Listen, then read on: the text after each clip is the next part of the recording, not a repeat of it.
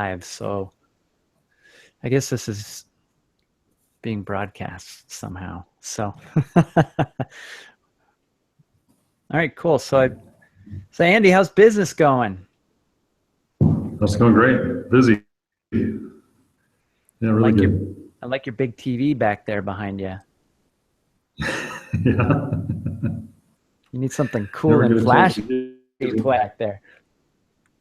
Can Yeah, you we turn get a around and watch PowerPoint it? and use that. Yeah. I don't think it's hooked up to any actual channels, but laptop. Need some flashy graphics just displaying to make you look high tech. I should have thought of that next time.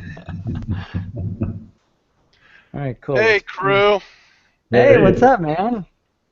Not much, just living the dream. How about you guys? Doing well. yeah. I mean, hey, Andy, what's going on, man? Oh man, just business. Oh, good. Man, you got an awesome, badass TV right behind you. I That's how you just know said you. that. That's I was how like, you hey, know you've made it.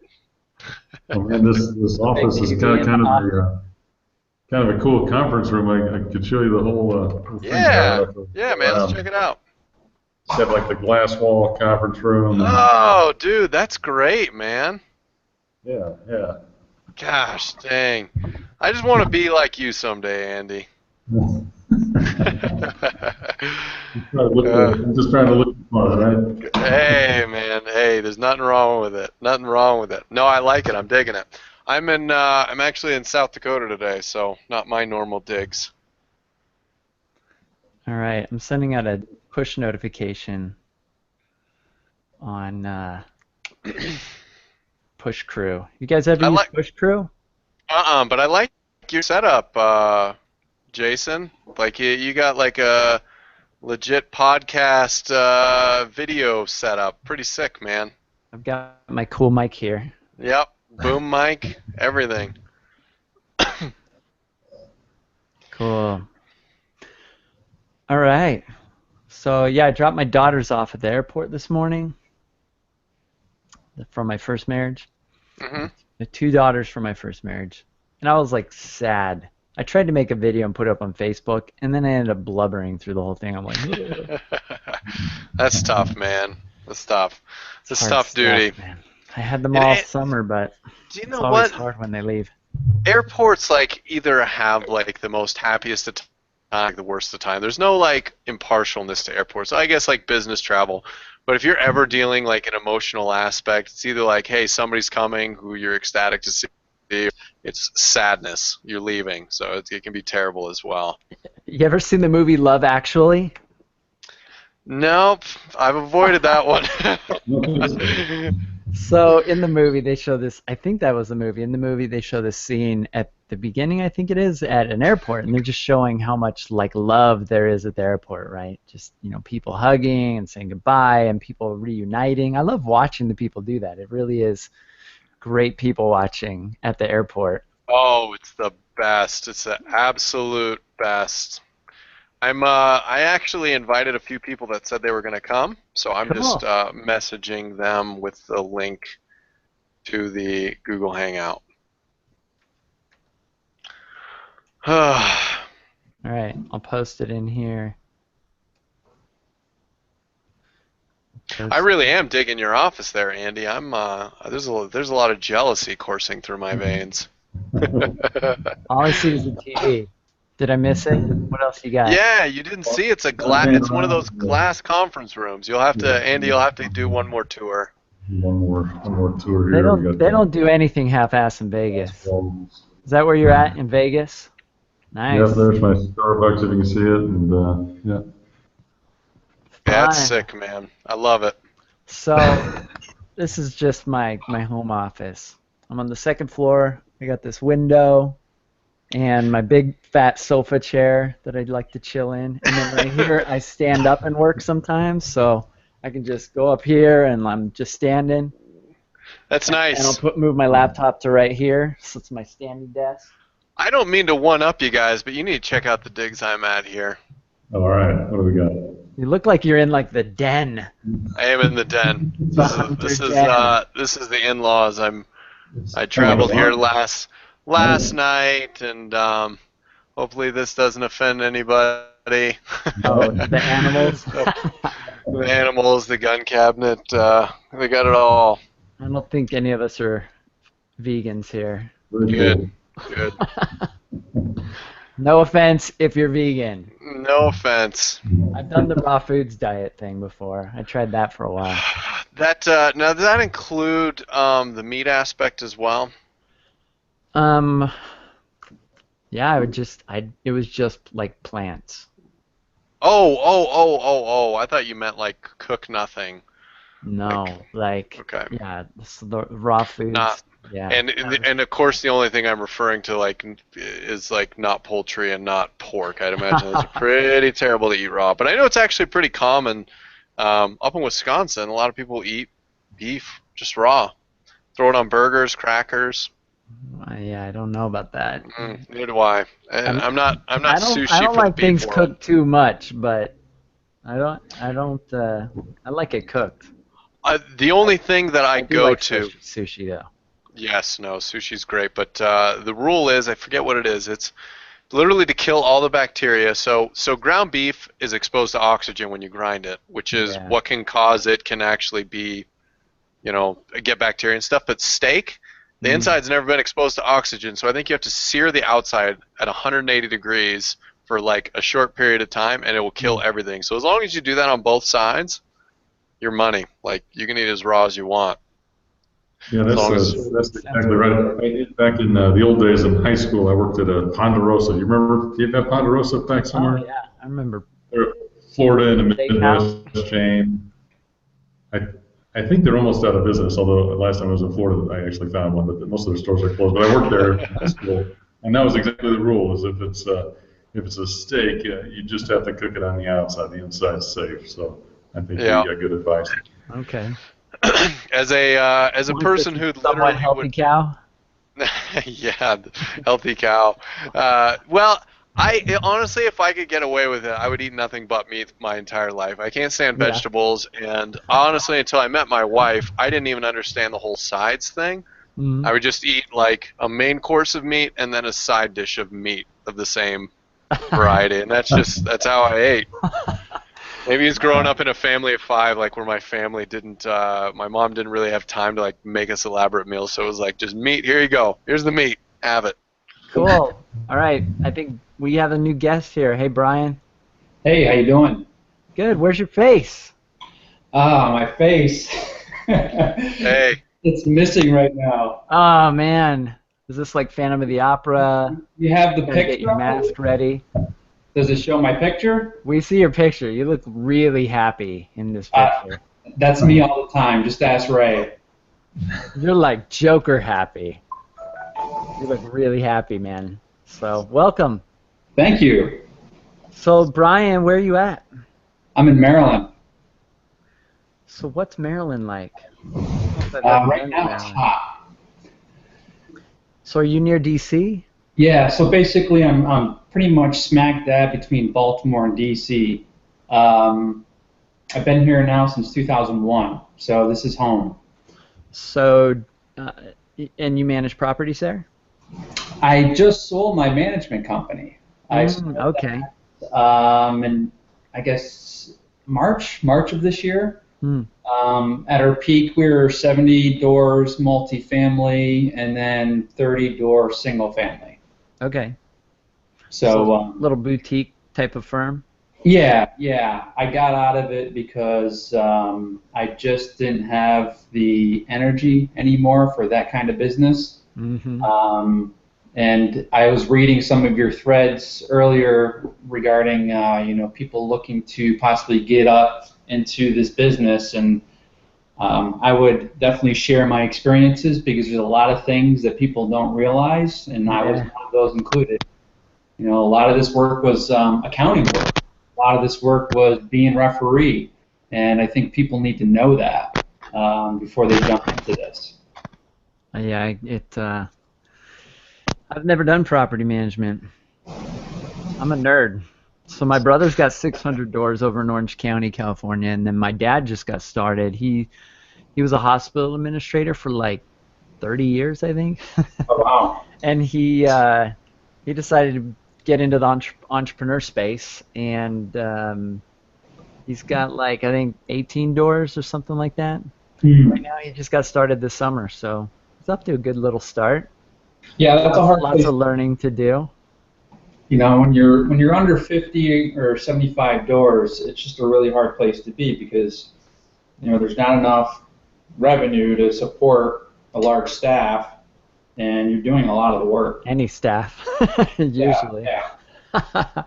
Yeah, yeah. It's funny. That's why Ray has a business, and Andy. So Exactly. And Brian, I can relate. I just sold my property management company last year to start my current business. But when I jumped into it, my wife actually sort of started the business when I was working full time. And when I jumped into it, we had under 100 properties. We really couldn't hire anybody, and it was do everything. It was quite a challenge. Oh, wow. Well, kudos on the sale of that property. Oh yeah, thank you. I had we moved to Las Vegas because my wife and I just had our first grandchild, so I had to figure out a way to get out of that business, and I had Uh-huh. this other business idea to help property managers, so it worked out great. That is parental commitment, by the way.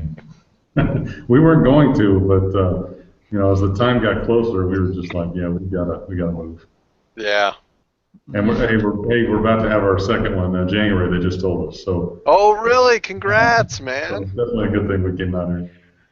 exciting stuff. How many doors did you have when you sold, Andy?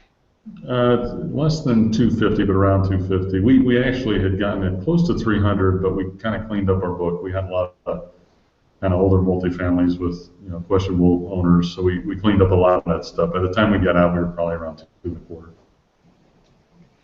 Yeah, the cleanup's one of the smartest things you could probably do. It is. I went the first. I mean, we went the first almost 7 years of our business never firing an owner, and when we did the first one, we were like, wow, we got to We do it. should have done that sooner. I'm Exactly. sure that's what you were saying. Exactly. I had a broker. I had 5 brokers, or four other brokers, and I told one of them I just basically kind of gave her the indication that it would be okay if we didn't have this client. She called me back a couple hours later and said, "Okay, he's gone." I said, Yeah. "Wow, great."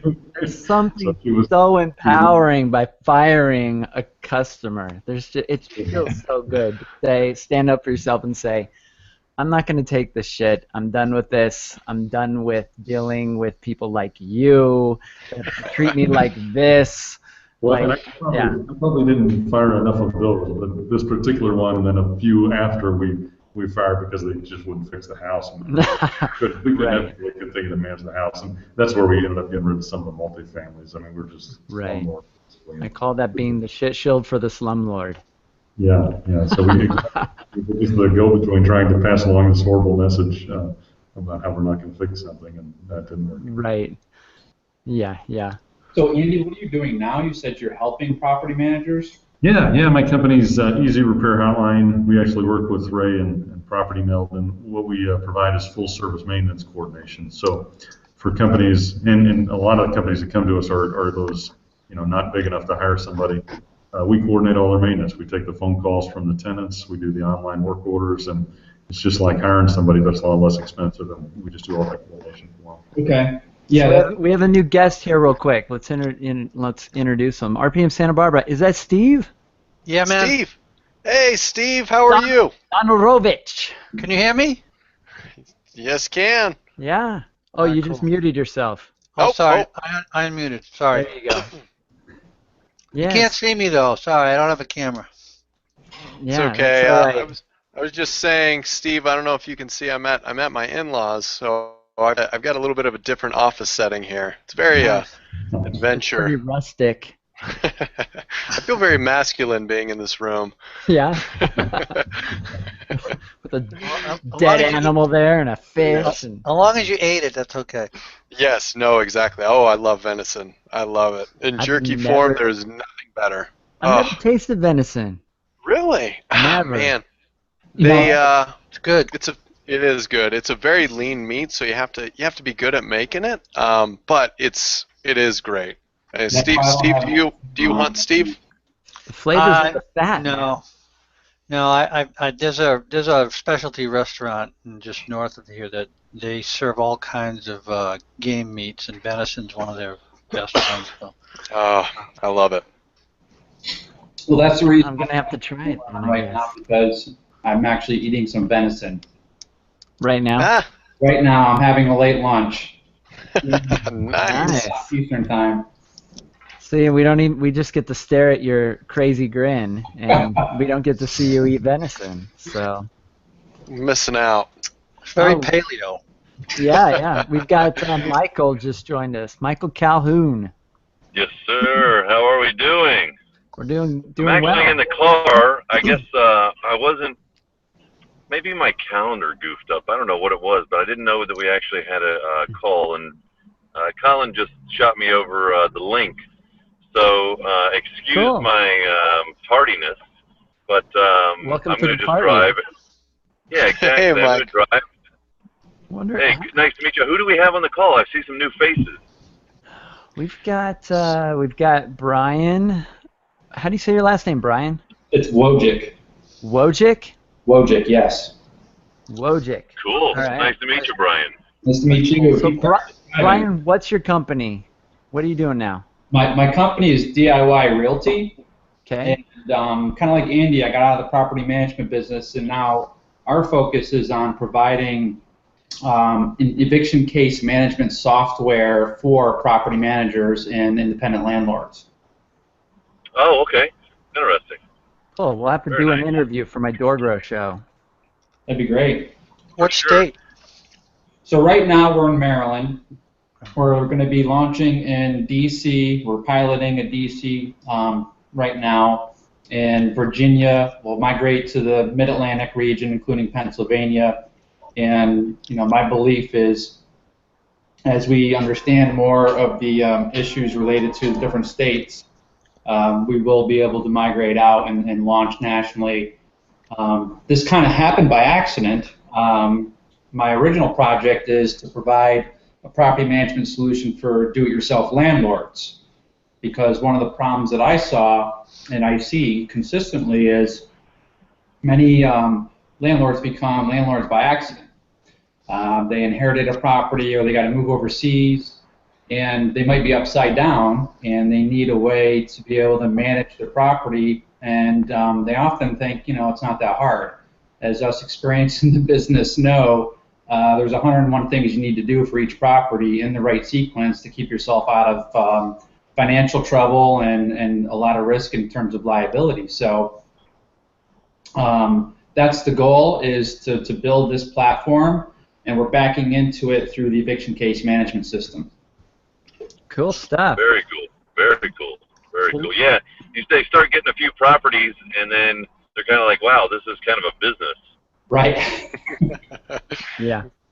What's funny is it was pointed out in the interview that I just did with the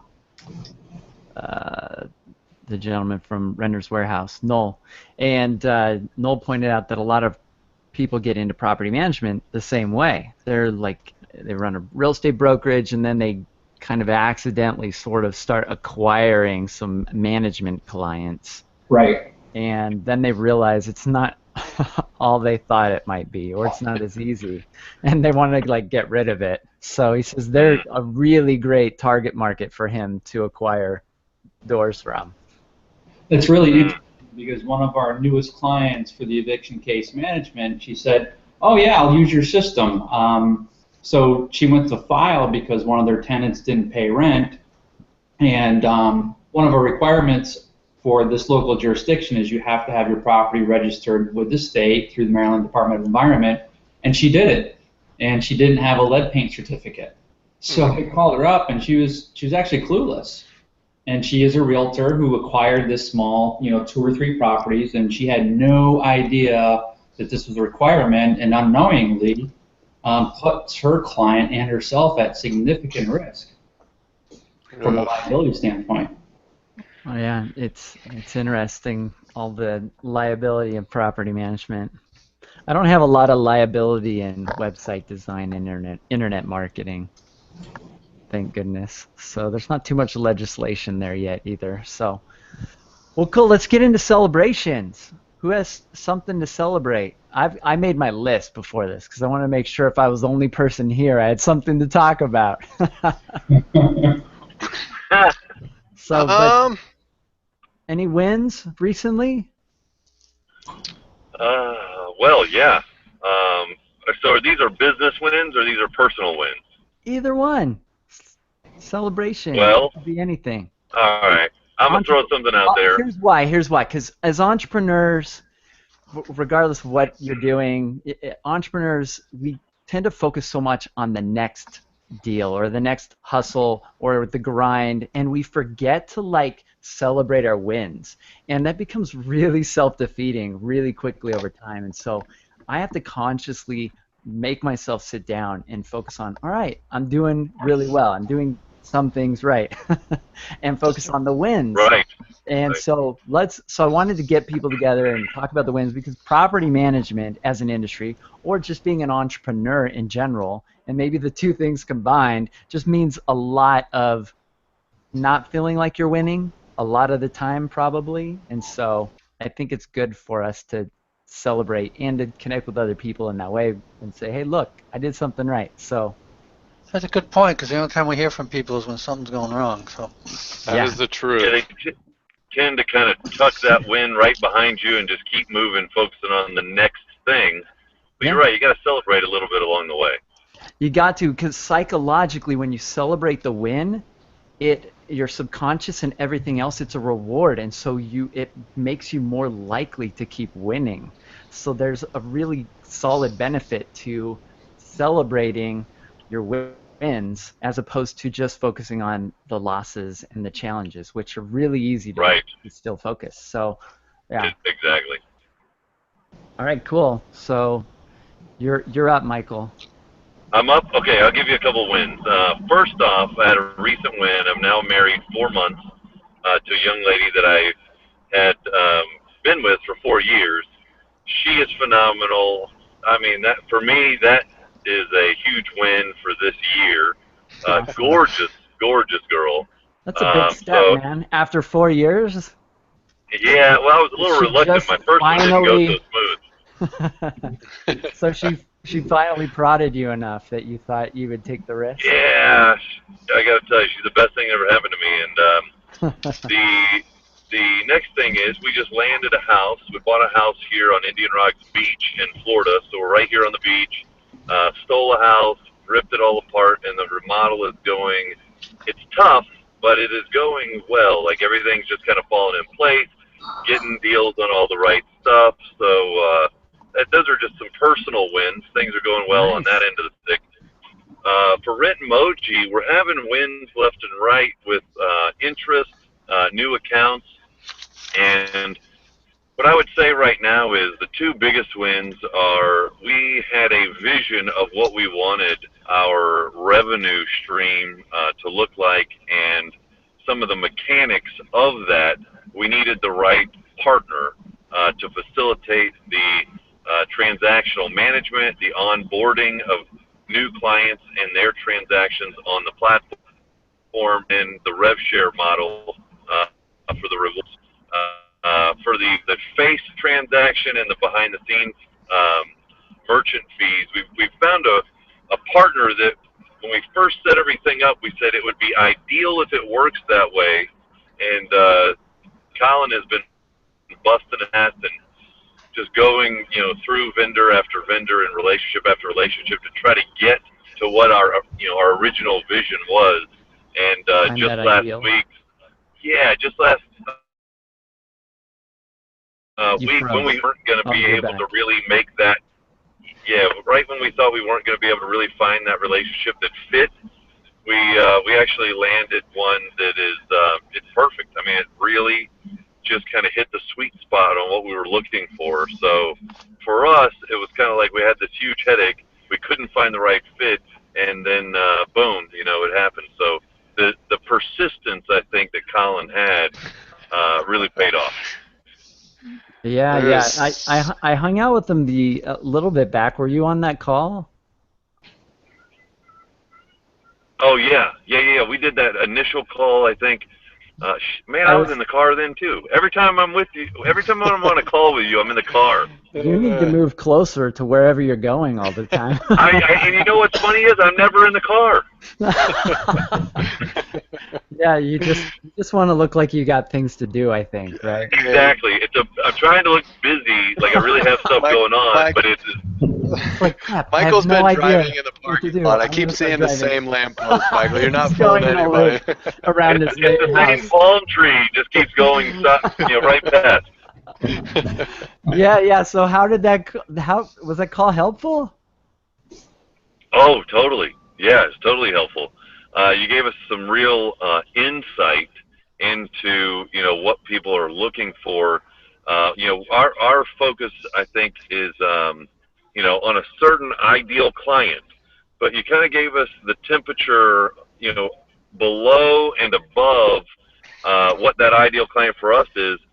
So that we can kind of say, okay, as we're onboarding initially these ideal clients, it is wise for us to kind of allow, I guess what I would say is not lower quality, but lower volume clients onto the platform and really where their mindset is.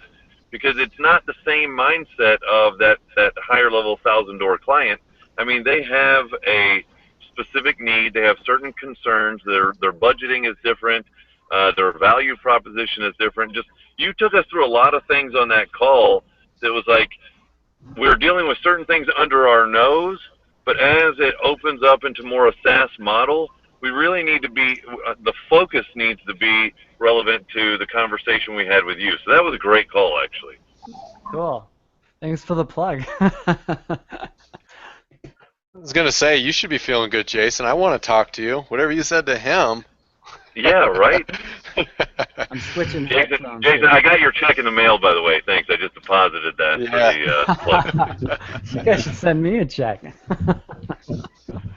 Yeah, no, I hung out with them, and they just wanted me to take a look at their software and give them feedback. So It's I pretty just good. made fun of it the whole time, and they loved it. I'm just kidding. So yeah, no, it's funny because I love software. Like I'm a software junkie. Like I hung out on Mm-hmm. Skype with the CEO of Basecamp for like 90 minutes. And this guy, like, we just chatted about software and Jason Fried. You guys heard of this guy? Yeah. He created Basecamp. He created Ruby. He's like wrote all these books. So he pretty much coached me for like 90 minutes, and it was a game That's changer for awesome. my Oh, business. cool. He helped. Very cool. He helped expose how Slack was absolutely fucking up my business. Like it completely, like I was paying twice as much for everything in my business in terms of staffing and getting things done. Everything was like half what it should be because of Slack. Wow. And it was just, and it became even more clear when I read Keller's One Thing. Have you guys read this book? Mm-hmm. So in it, he talks towards the beginning, he talks about the myths of multitasking. And he even has data on like interruptions. And Slack is like the most notorious, like in your face, constant interruption if you have Slack for your team or any sort of instant message as your main mode of communication in your team. So every time I get into a mindset of trying to work something out, some business development or map out a funnel or whatever I'm trying to do, then all of a sudden, ping, I need this. Everything's instant and urgent. There's no like pre-screen. Every single thing's instant and urgent, and it just was constant interruption. So it was really messing up my business. And I did the math, and I was like, okay, so one interruption takes me about this amount of time to get back into the house of cards that I was building before, and it takes me this amount of time to handle the interruption, and this amount of, so I calculated all this time, and I was like, it's taking like twice as long for my team members to do just about everything, and everybody was interrupting everybody all day long. Have you read Deep Work, Jason? No, I haven't read Deep Work, but Same thing. I ditched Slack. So I use Basecamp, Basecamp 3, which Jason Fried was really good at convincing me to use, but it has message boards, and comment threads and notifications that I can go through later and read. And so we've made it a rule in my team that you don't ping or instant message somebody, which you can do through that platform, but you don't do it unless it's like instant, like it's urgent. Because otherwise you're just messing everything up. And so that's like the rule. It's like that's a last resort. I think I was a little too strong in that because I'm finding out my team's like afraid to message me sometimes.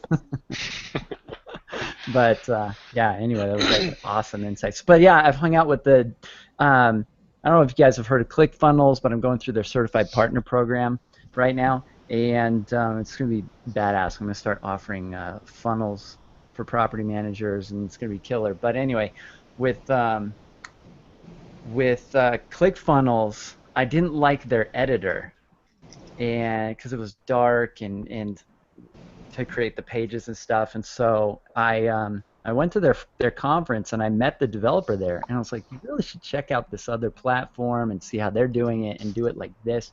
And then we got together on Skype, and I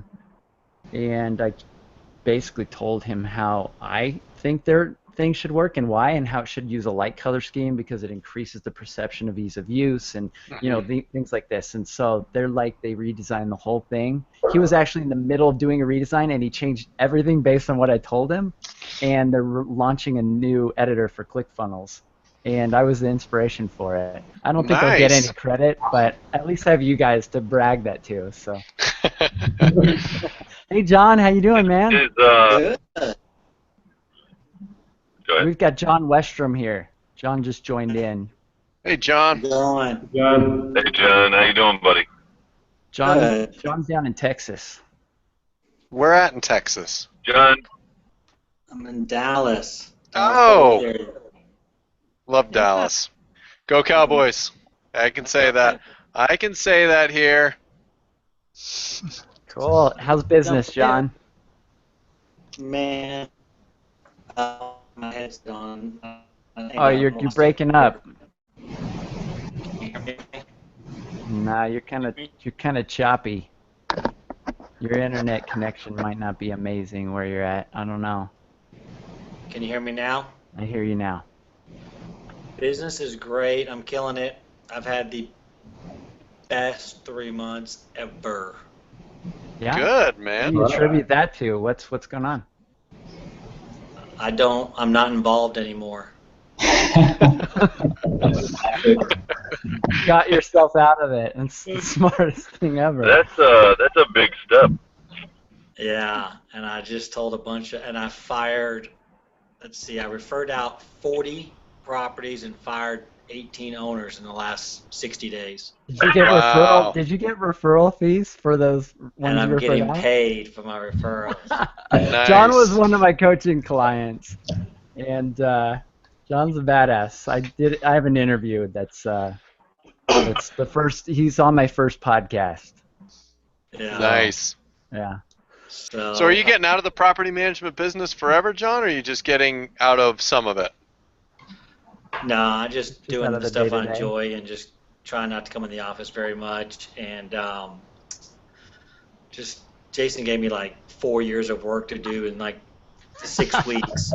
So I'm still working through some of those. But no, I enjoy it. I just try to do more high-level things and strategizing and networking and brainstorming and Business I got a lot of real development. estate. Yeah, I got some real estate brokerage stuff we do and flipping and developing and just ADD. So Like most Cool. entrepreneurs. yeah, so you got a bunch of new creepers on here. I don't know who these guys are. Yeah. So their names you can mouse over and you can see their names. You can also, if you open up the blue I'm chat actually icon creeping top around in a parking lot. left, he's just driving in circles. Yeah, like I'm really creeping right now. Literally creeping. So yeah, a lot of these guys got out of property management or were in it one time, but a lot of these guys are vendors, like myself. So they've got different tools and stuff. Property Meld and Easy Repair Hotline, and then we've got the DIY Realty and with eviction case management software. Correct. I wrote it in the chat because I knew I wouldn't remember all that. And then we've got Rentmoji, Brian's a part of, Ah, right? And which is, I guess, a Steve. property management software platform. And I was Steve Donarovich is down in Santa Barbara, which is gorgeous. I That's love a it there. God's country there. Beautiful. Or Jealous. up in Santa Barbara, man. Yeah, I'm the only sap still in the business in here. What's going on? No, John's still in it. no. I like what John's saying. I listened to your podcast, Yeah. and that's kind of where I'm at. I mean, I reached critical mass where I'm over 100 properties now, and I need to. I'm suffering the E-myth, and I can't work on my business because I'm too busy in my business, and I need to fix that. Yeah, creating space is a challenge. So like with coaching clients, the first thing I do, like with John, I go through and help them figure out like what really matters to them, like their purpose, their why, and then we get into also around that time creating space. You gotta create space like in your schedule to focus on business development. Right. So, which just Yeah, means not sleeping. I'm just kidding. No, No, there's that's ways true. of creating space It's and just, I mean, I got Ray on board to help me out with some oh, maintenance stuff, cool. but I want to get back more into the brokerage business, which is my real background, and where that's my core competency. I mean, that's what I do the best. And your And wife works on that with you, right? yeah, she does more residential stuff. The past few years I've been, just because of property management, I've done a lot of multi deals. You just because you're moving in that circle. You're moving amongst owners and what have you, and I like, I really enjoy that. But one thing, a business model that I've talked about with a buddy of mine that we're thinking of partnering up. He owns a management company in San Diego. Is that we both come out of the brokerage background. I mean, I used to manage a Remax office here in town, and we both, as operators now, property management operators, we are way more competent at selling and analyzing and and actually improving. We can talk to owners and tell them, listen, this is what you need to do. This is what your property's worth. This is what your market values are. We do a 10 times better job than any broker can. And in fact, I get calls from brokers all the time asking me what the rent should be. So it's like, and I want to say to that owner, why are you even talking to this guy? Because he's coming to me for free advice, and you're paying him a bunch of money on commission. Why don't you just come to me? And that's kind of where we're thinking ahead with this as far as the brokerage end of things goes, because we're way more competent at valuing and selling a property and dealing with tenants than any. There's a couple big guys here in town that sell lots of multifamilies on an annual basis, but they don't know crap about property management, so they're not as competent in the whole package of selling the property as we are. Yeah, it makes a lot of sense. I hadn't really thought of that, but yeah, what better way to become a better realtor focused on investors and Yeah, be well, involved in it property management? really first happened when an owner came to me and wanted to sell, and I said, well, I'm a broker. I've been doing it for years. It's really where I come from, but I'm in a better position because she asked me advice on what broker she should hire. I said, you should hire me.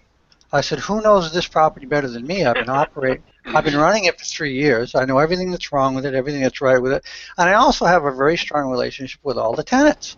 Who better to show the property? So then all of a sudden a light went on. I'm like, oh my God, why would you list with anyone else? And for her, it was kind of a no-brainer. We ended up selling the property for $3.4 million, and I'm still managing it. So Nice. nice little bonus, I love that. Yeah. So it's almost like a double dip, Yeah, absolutely. That's cool. I will say, like, and there's nothing, I don't think, like, property management, I guess when I got in the space, now I'm not a historical property manager, but I will tell you, I find the business absolutely brilliant on many, many levels, and definitely from being in it from the vendor side of things, seeing a lot of the headache, but actually our investors, like, have now been and seen part of the space, and they're actually starting up a property management company in Baltimore, and they've been going through that process.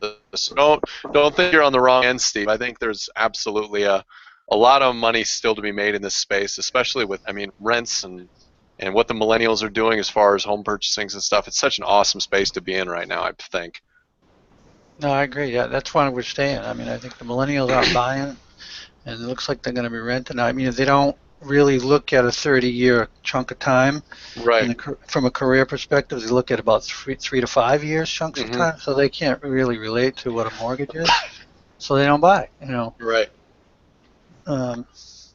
Cool. So let's get into some wins and celebrations.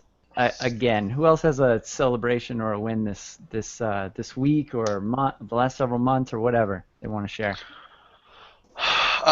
We're bringing. We've had a great month. Property Meld, from a software side of things and even the full service end of things. August has been a killer month for us. For whatever reason, we're starting to get some name brand attraction and things like that. But we closed a larger single family company in Virginia, Dodson Property Management. They're about 1,250 single family. They've got about 2,400 multifamily that we basically came to agreement to, and we've been piloting them for a while, and so we're actually getting that client all their units. So really excited about that. Awesome. And then Badass Cass, we're going live today Cool. in 18 minutes. So I think she's one of your clients too, Jason, isn't she? She uses our Gather Kudo service. But, okay, I've yeah, seen her on our DoorGrow website before. Yeah, we did an event together, and she's cool. I like Cass. Yeah, she's very cool. But yeah, some I'm the good one wins that gave for her us. the nickname Badass Cass. I know you did. It's kind I of know stuck she's like because it's so fitting. But I'm a branding guy. That's what I do. I had to brand that. He told me that. I said, yeah, Badass Cass. She's like, you know what? Literally nobody called me that before Jason did on our little podcast. So now I started calling her Badass Cass, and I think it is stuck. I think you did it. So that's so funny because it fits her really well, and I don't know why anyone didn't think of it sooner. So she's just really kind of a I'm gonna punch you in the face kind of gal. Not that she's mean, but she's a spitfire, and she's Absolutely. an entrepreneur through and through, and she hustles. She came from the auto industry, so her interview was. I don't know if you guys heard the podcast, but she's pretty interesting because she came into the industry not like. She didn't have all the. It's just she had such a different perspective, and nobody told her how or showed her how to do property management. She came from selling cars to doing property management, so she just did stuff differently. It was interesting. So, all right, cool. So Property Mill's doing good, and you attribute that boost in August to. You know, I don't know if it's starting to slow down and people are starting to really think, all right, some of these solutions that we've been kind of hanging with, but I mean, there's some of the bigger ones that we've been working with, but the multifamily side as well, we've started to get our foot in the door, which we're pretty excited about. But I don't know what it is. I wish I did know. I think you're being modest, Ray. all that hard work. I remember you were here, man. All those drives to Virginia, back and forth. I mean, that's true. That's true. I did hustle Virginia pretty hard. What is the name again? Property what? Property Meld. Meld. MELD. Okay. Yeah. Doing a little creeping on who this guy is. Yeah, check us out, John. I've got a couple of interviews coming out on my podcast eventually, but he's on that maintenance software. Yeah, so we check the DoorGrow channel on YouTube. But he's paired up with Andy here, who has the call center, and so the two of them combined create this. It's like Voltron. I was on their website or a couple days ago. Thundercats, and Easy Repair Hotline and Property Meld merged forces to create the ultimate combo to just offhand all of your maintenance stuff. Oh my god! Sounds really cool. Yeah. It's Voltron. Or the Supercats. I'll have to remember that. Thundercats. Thundercats. That's what it is. They combined. I know Voltron did. I don't remember. Thundercats were really old school. That's hilarious. Captain. It's kind of like Captain Planet, but less tights. It was bad. Really bad quality. So, all right, cool. I'm gonna share my wins. unless somebody else has something. Who's hot? Anyone? Go ahead. I'd like to hear it. All right, all right. Here's my wins. So, the Orgro Club, we've already got 156 members. We get about, it seems like we get about 2 or 3 a day, but then we have a few that kind of like get out of it because I think they just don't. I think the system sends notifications. They're either into it or they're not. I recommend you get it on your phone. Like it's always prompting you to download the app because then it's not sending you the emails, I think. So, yeah, so we got over 150 members in there, and the quality of people there is fantastic. And I'm hoping that that kind of feels more like a community and grows along with the podcast. I think the two of them will go together nicely. So, and then my newsletter signups, I started this towards the beginning of the summer, maybe a little bit before that. We finally broke 500 subscribers, which Wow. getting the first several is really challenging, so I'm really excited about that. We've got 500 subscribers. It's awesome. And I've learned some things along the way. So I think I have on the list probably like between 700 to 900 people, but there's unsubscribes. And I was really aggressive about getting unsubscribes, maybe too aggressive. I put like every email had a message at the bottom pretty much that said, if you don't want to grow your property management business, then please unsubscribe. So, so and then I realized that my system was sending out, it was linked to my RSS feed for my blog, and it was sending out all these emails, but the feed was broken for some reason, that the email, so it was sending out these blank emails. Oh Took me a while no. to realize it, and I was like, I wonder how many subscribers I lost from that. Probably quite a few. It looked pretty lame, so I fixed it, and I set it to send not every time a blog post is published, like it goes out once a week, and it'll show the previous 5 or something like that. So hopefully it's a little less annoying. I got one email from somebody. Nobody told me about the broken emails. Nobody, like, my wife was like, you've got like 500 subscribers and nobody told you that it was broken? I was like, yeah, nobody told me it was broken. Maybe they're not reading it. I don't know. I have like a 50% like reader open rate though. Like it's really high, which is crazy high. So, but nobody wanted to tell me. How lazy are people? I don't know. I'm like, No telling. I don't know. So, but anyway, so that's going well. I launched my podcast, which is huge. That took, if you guys, I don't know if you guys have ever tried podcasting, but it takes a lot of learning. I did a lot of research. It took a lot of work to figure it out. I learned about editing, distribution, getting it into Libsyn and iTunes, and it's just, like it was, I thought it would be a lot easier than it was, and it took a lot of energy and effort, and even editing a single episode takes a good amount of time, especially my earliest ones. So it's going to get better over time, because my earliest ones, like my interview with like Michael Montero of Buildium, I was terrible. Like I didn't even know what I was doing. I was nervous. His internet went down like during it, like, and I'm surprised he put up with me. So it was, but anyway, the podcast got launched and it's going, and we're already showing up for the phrase property management in iTunes. On my phone, it's like the second one that shows up, which is fantastic. Nice. On the computer, for some reason, I'm like number 8, but I'm expecting to outproduce all of my competitors in that space, so we'll see how that goes. And then we launched, I created this seed package, which is badass for property managers. John kind of went through it, and so, and I'm even getting feedback from clients that are getting some great results.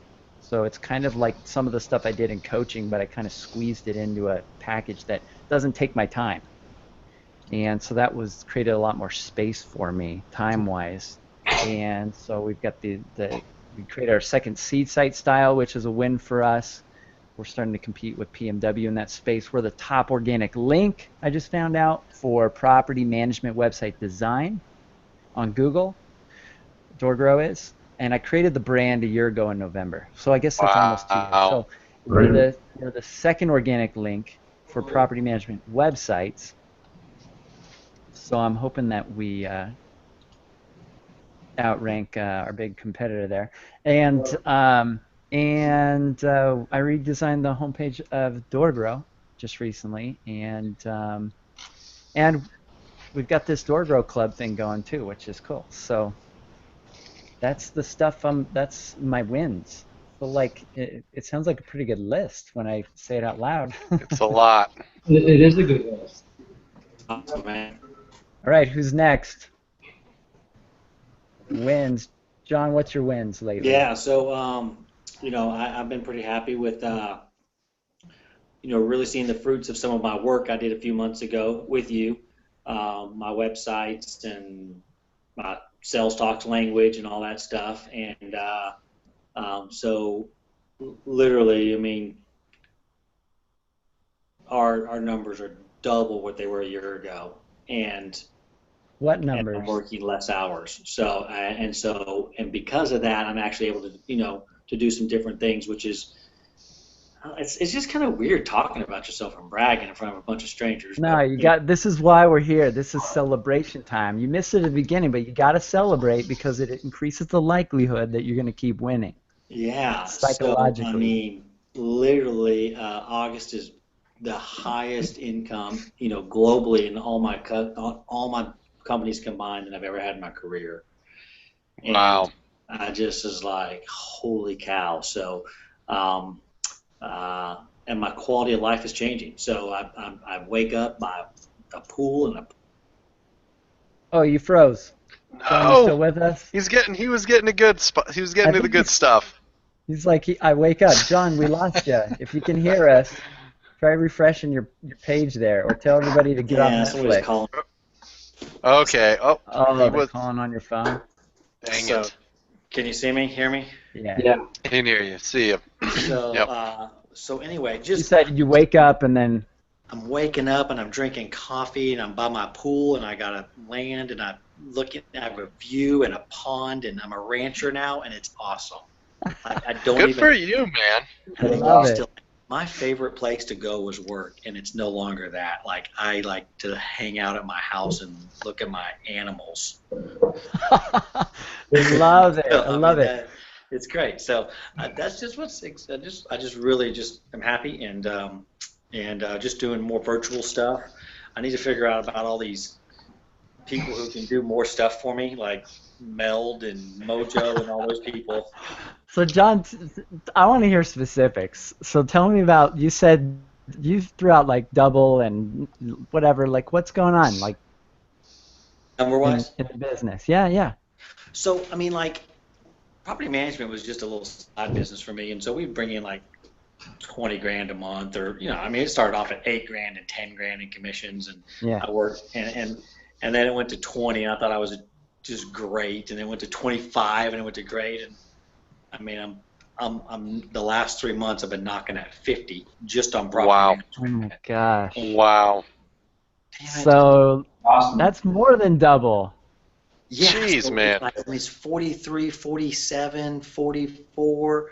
I'm just like insane to me. Like, I mean, and then on top of that, because I'm actually doing less, I mean, I did 70 grand, 75 grand in just my own real estate commissions this month.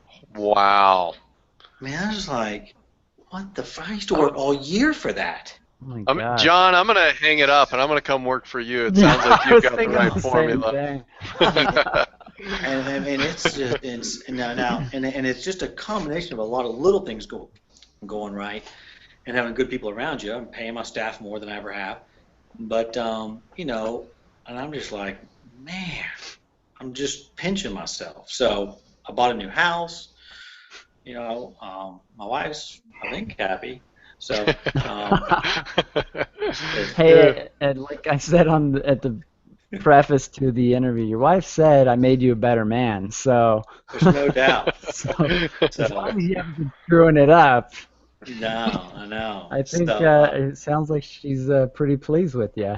so far, so things are so good. So I'm just happy in a good spot, and I just want to like, what do I do? Just trying to make the business better, and just having fun. So That's awesome. You're Congrats. living it, man. You're living it. yeah, busy. Hopefully, And, maybe by next year, I'm saying my celebration sounds like John's Yeah. doing that. Yeah. and listen, there's a lot of months where my total gross income like was $3,000. So I mean, really, I've been a broke bitch so before. Yeah. So, Me so too. it's I feel blessed. That's awesome, man. Congratulations, Fantastic. John. Yeah. So, but yeah, I appreciate that, and I'm still John, how many doors do you have? We have about 275. Nice. So, So since you and I started working together, that is 55 additional doors. my biggest problem is fulfillment. Like, I am Yeah. scared if somebody calls me and asks me to take on new properties. Like, and you know that's kind of where we left off, Jason. But And is that mostly the maintenance side? no, fulfillment on onboarding new owners. I can't take them on fast enough. Oh, really? Just Now I'm getting rid of a lot of them, so you know that's why the income's going up. So I mean, I got rid of like 18 or 20 owners in the last month. what takes but I most of the added time 12 good ones. when onboarding them? Just showing the properties and what? What is it? My biggest kryptonite right now is no standard operation procedures. So no good Asana or base camp in place, you know, that just really is functional, that's, you know, transcommunicating everybody across the board. So I go out and, you know, I get the deal, and then I just kind of dump it on them and tell them to implement it, and, you know, and it kind of sometimes happens half-assed. So I'm slowing it down so I can keep good, you know, customer service. But I mean, literally, I'm paying $150 a month for my funnel stuff, or it's not even funnels, whatever it is. It's these softwares you got me on, and I'm scared to like actually implement it. I'm not blogging. I'm not doing anything to do organic growth. I'm afraid somebody's going to call me. Jason, I clicked on my website the other day because, you know, you have those people that you know, they just go to my website and say, give me more info. Yeah. And there was 12 of them I haven't even gotten back to. Wow. What? Yeah. Oh my gosh. And we John, were just, I want this problem. yeah. And that's with no marketing. So that's bad.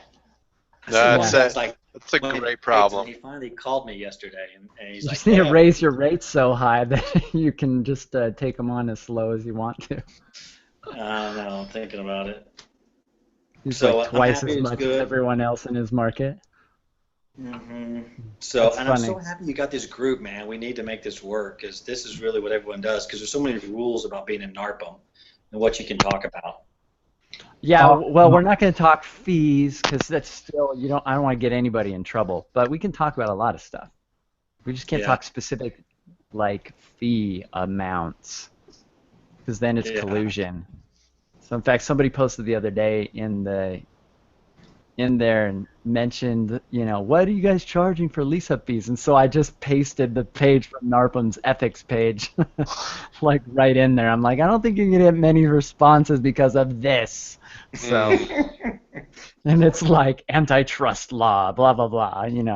Yeah. So I think I wanted to prevent anyone else from like throwing out numbers and getting anyone in trouble. So cool. I think we just had Timmy. Is that you? Somebody joined from Smart Property Systems, and I'm guessing it's Timmy. But we don't hear you or see you, so maybe he's lurking. I don't know. But cool, John. It's fantastic to hear. It's me, but she's putting in the chat. It's fantastic to hear that. I'm gonna have to do a follow-up podcast or something. Plugged all that in there somehow. So Yeah, I'll do it, but you got to barter me out and give me a new video for my website. That stuff's terrible. yeah,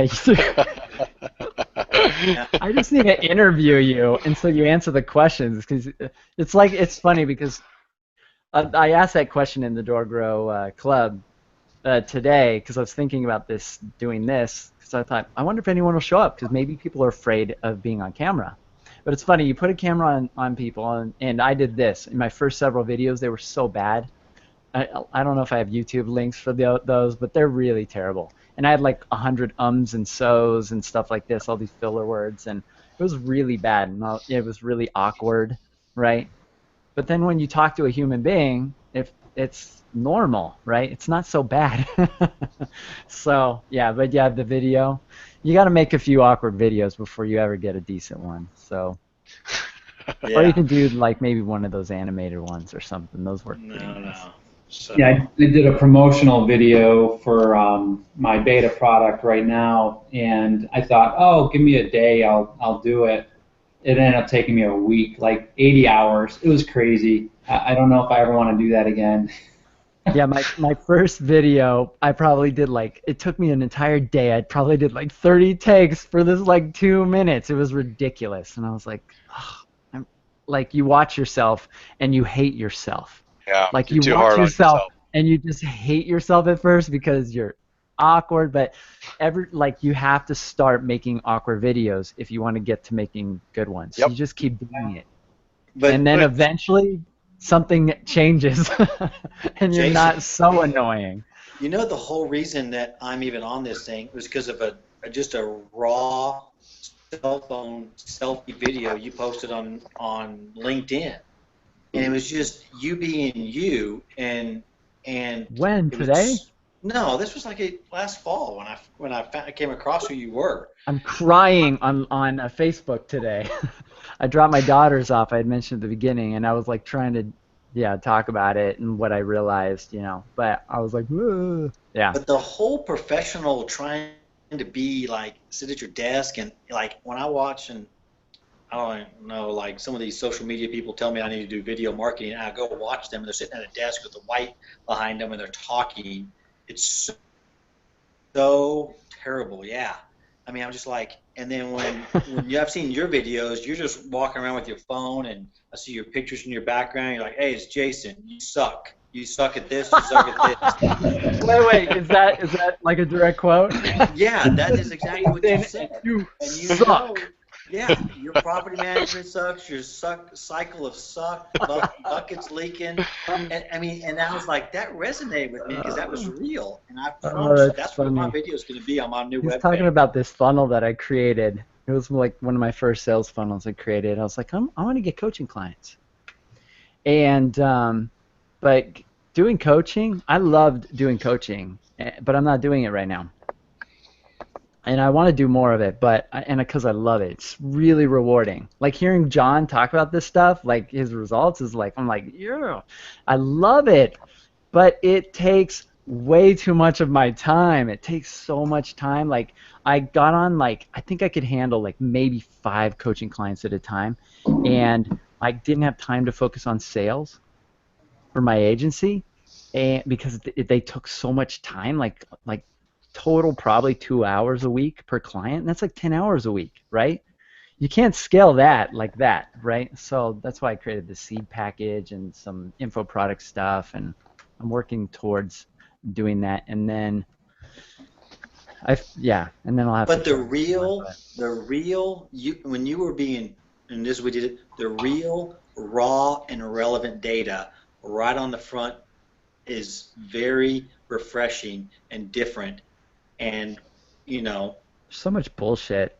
I know even when I go to some of these, Even my competitors, no offense, whoever you are, I'm not stating names, but there's so much bullshit, and I listen to them, I'm like, how do you sleep at night selling people on this? Like, if you have testimonial videos of somebody saying you put up their new website and they got amazing organic placement as if they had anything to do with it because they put up a website, when SEO, like 90% of it happens outside of the site, and they're taking credit and putting it up because they know that's what people want. I'm like, and then like pushing like content marketing as if that's SEO, and these kind of things just drive me nuts. I'm like, so yeah. Mm-hmm. One of my vendors, I just did committed a bunch of virtual stuff to. He just told me, hey, oh, by the way, just let me tell you right up front, we're human. We make mistakes and we suck sometimes. But you're going to like us. And you're going to like us. And I was going, okay. That's great. Who told you that? Todd Breen at Virtual, incredible. Oh yeah, he's a cool guy. I like He's Todd. not even involved, but he's just like, yeah. Actually, Todd's a Everybody good knows dude. Todd. Yeah, he's part of my mastermind. Oh, Todd's great. I make fun of him all the time, but to his face. But his staff and stuff are good. Oh yeah. What's this mastermind? I already feel left out. You just said mastermind with Todd Breen. Yeah. And that's you. Yeah, I run a mastermind called boardofadvisors.com every quarter. So every 90 days, guys like Colin and Todd Breen and Polano, RJ or Rob Polano, bunch of guys. Jason Medley, I don't know, you guys might know him. But it's all these high-performing entrepreneurs, CEOs, all different types of businesses, though. It's not just real estate or property management. It's the best of the best in all different niches. And people travel from all over the country, and some of them are coming from even Israel and other places in the world. And we look at each other's business and figure out how we can together make it better. And we do deals and all kinds of stuff between each other. So Todd actually joined in the spring, and I think we knocked his socks off. He started bringing some of his other, strategic partners, if you will, and we get in there, we love on each other, and we kick some ass. Nice. Yeah, I need a good mastermind group going. Michael must be halfway to California by now. I know. Are you still driving? I am back on the same parking lot.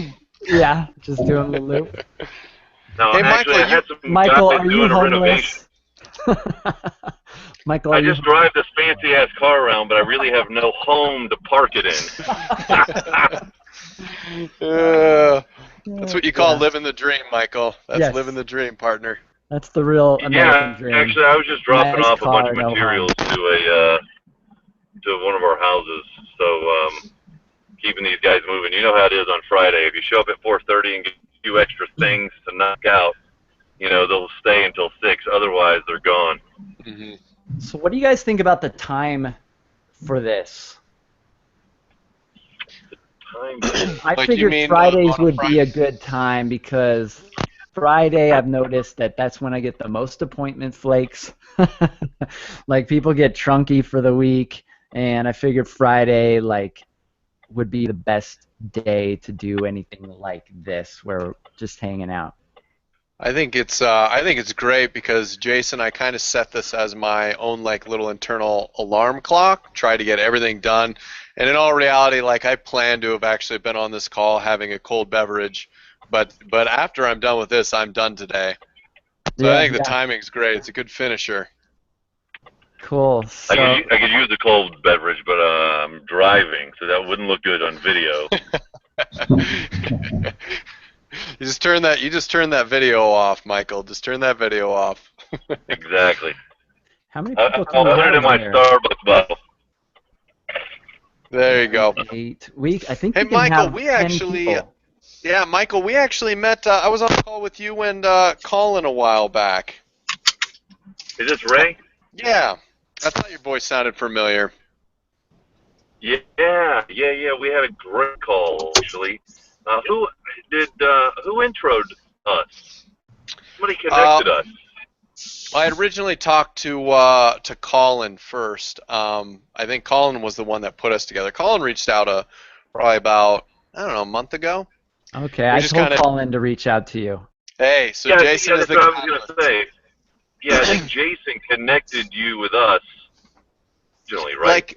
Jason makes the 3 degrees of separation possible because he at some point has connected somebody who's connected somebody. How do I turn just connecting people into money? That's the question. Hey, you can monetize anything, Jason. Pyramid Awesome. scheme. I'll need to mastermind with you on that, Ray. Hey, there you I go. have to tell you, it is Friday evening. I am on Gulf Boulevard. The beach is right there, and it is interesting. I'm driving, of course, but they are walking, and it is Yeah. distracting. Yeah, right. The ladies are walking, and it's Yeah, hot enough that they don't want to wear much. yeah. Okay, so We do have one lady here. Timmy's a lurker. I She said it can't. was distracting. It could have been very large dogs. It could have Oh, been okay. very, yeah, Right, strollers, right. joggers. I didn't say what it was. You Could have had been your mind dudes in the in gutter. skimpy bikinis, for all we know. But you did There, say you're married, I, but I see one of those now. you said she. I'm pretty sure. Ah, So, well, cool. Yeah, Timmy's making little comments in the chat. Can you guys see the chat? You got to click the little blue box top left. We can see the cloud pop up. At least I can. Oh yeah, it'll Yeah. pop up if you don't have the chat open. So, yeah, cool. Well, yeah, I think it's fun to get companies connected that I see there's a natural fit. Like I've been trying to get Crowdcast and like ClickFunnels connected because a lot of the ClickFunnels dudes are real. Those marketers and the people in my partners group are really into doing webinars a lot of times, and I do those. And Crowdcast, I get like a 50% or higher turnout rate on any of my events, whereas like using GoToWebinar, which most people are using in that, in the internet marketing industry, get like 25% if you're lucky. Turnout rate. So you spend all this time and energy and money to get them to register for an event, and then you get 25%, and they think that's amazing. And I'm not even trying, and you get like 50% or higher. So Crowdcast is just so easy for people to get into. So I love connecting different softwares together. So Timmy, I got you talking to Property Meld, and I didn't connect you, Andy, but you guys found each other somehow. And We then, talked, absolutely. but I Yeah, Andy was the mastermind behind our Super Cats captain. Super He Cats. found us. What is a Super Cats? You're like making up new Captain stuff Planet. now. Captain Planet product. Voltron. The Voltron combination. Or if you're like my kids, they're into Steven Universe. I don't know if you guys have seen that show, but I'm really into music. I love Steven Universe. So it's got great music. In fact, I've got my guitar right here in my office, just hanging out. Don't do it. Don't do it, Jason. There's I'm no not- campfire. I'm not There's gonna no. no kumbaya. Bust out the tunes. But I'll be honest, Jason. I do got a roll, man. But I really Yeah. enjoyed this. I'd love to participate in more of these. Just keep hitting me up, and I'd love to join in and kind of share on everybody's success and kind of hear about what's going on in the Yeah, industry. we've been doing this for a while, so yeah, we probably just should end it eventually, right? But for me, it's Friday. It's party time. So Friday. Yep, it's I'm Friday. happy to guess. Cue, what's her name? The Rebecca gal. Friday. And we'll have it. No. Well, it's good talking to everybody. Steve, it's good hearing from you. Andy, Brian, We'll do this every Friday, dude. We'll do this. Timmy. Yeah, we're gonna have. I'll put it up in the Door Grow Club. We'll do something like this each Friday, and we'll just. I'll see if I can pick something interesting to chat about. But who didn't share any celebrations? Who's hot? I think it's a share, Annie. Go, Brian. You're on. So I embarked on this project to create a organization to help do-it-yourself landlords. Okay. And we've grown now, without any marketing efforts, we've grown to 145 members. Something's going right. And these are 145 like property management companies. So this is a combination of do-it-yourself landlords and property managers. Okay. More of the previous than property managers. Got it. The goal of the organization, really, it's my way of giving back. As I started at the outset of the call, I saw a lot of things in the industry that were missing. Mm-hmm. So a lot of these people who can't use a property manager, who need to do it themselves, to give them some guidance and to give them some direction and help them avoid some of the pitfalls and mistakes. But also, too, there's something very interesting happening here locally in the Baltimore, Maryland area with real estate. Baltimore is one of these cities that has a lot of Section 8 housing and things like that. And there was a law that was almost passed last year, and it's been turned into it's been postponed and put into a summer study session for review. And basically, what it meant, what it had done was forced landlords to take more of the cost burden in the event that there is an eviction in the rent court system. And it's really, I think, jazzed up a lot of landlords to say, wait a second, this is just taking things way too far. Yeah. And as a result of that, I think we're starting to, really impact what is going to happen within the industry.